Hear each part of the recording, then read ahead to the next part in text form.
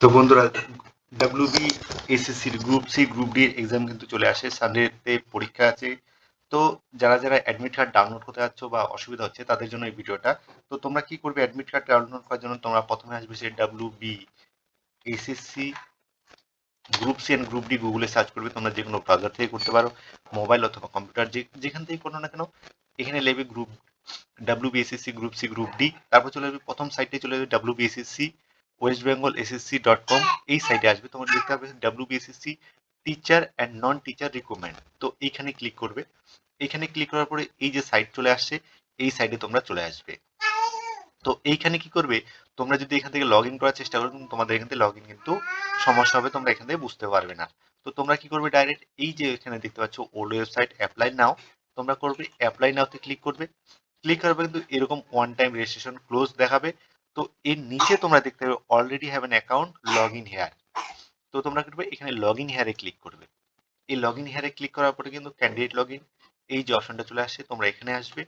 এখানে আসার পরে কি করবে, তোমরা এখানে তোমাদের রেজিস্ট্রেশন নাম্বার দিয়ে দেবে।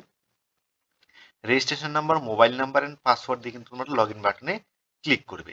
তো আমি প্রত্যেকটা জিনিসই দেখাবো, যে কি করে যদি লগ ইন পাসওয়ার্ড ভুলে যাও বা আইডি ভুলে যাও তাহলে তোমরা কি করে ফরগেট করবে সেটা দেখাবো। তো প্রথম দেখাচ্ছি লগ ইন করে কি করে অ্যাডমিট কার্ড ডাউনলোড করবে। তো চলো হচ্ছে আইডি নাম্বার দিয়ে দিলাম। তো এরপরে দিচ্ছি মোবাইল নাম্বার, এরপরে পাসওয়ার্ড দেবো।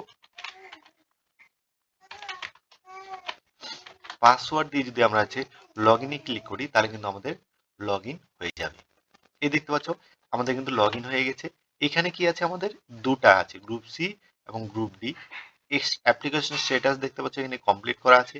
যদি কারো আনকমপ্লিট থাকে, যদি পেইড না করো তাহলে কিন্তু এখানে কমপ্লিট দেখাবে না, তো অ্যাডমিট কার্ডও ইস্যু হবে না।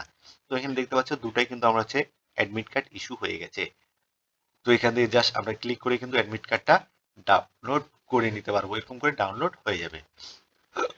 তো এই ছিল হচ্ছে, যদি অ্যাপ্লিকেশন কেউ ডাউনলোড করতে চাও, মানে হচ্ছে অ্যাডমিট কার্ড কেউ ডাউনলোড করতে চাও বা অ্যাপ্লিকেশন ফর্ম কেউ ডাউনলোড করতে চাও, তো এখান থেকে তোমরা হচ্ছে করতে পারো। তো এই ছিল প্রসেস। তো এর পরেতে আমরা যেটা জানাবো সেটা হচ্ছে, যদি কেউ হচ্ছে অ্যাপ্লিকেশন আইডি ভুলে যাও তাহলে কোথায় পাবে।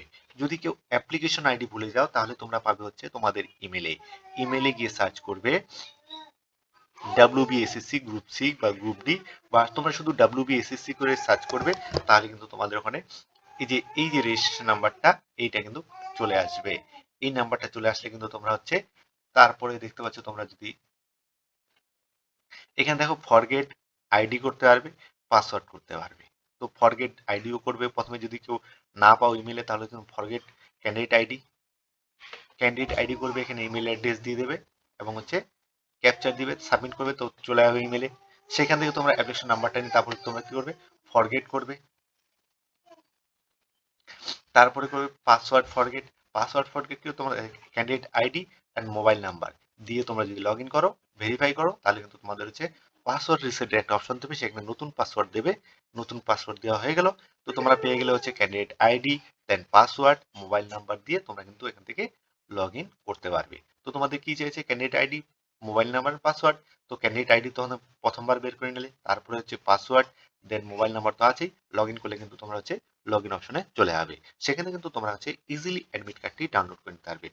যদি কোনো প্রবলেম হয় অবশ্যই তোমরা আমাকে কমেন্টে জানাতে পারো, তোমাদের সাহায্যের জন্য আমি সবসময় রেডি। আজকের জন্য এখানে ধন্যবাদ, দেখা হবে পরের ভিডিওতে। জয় হিন্দ।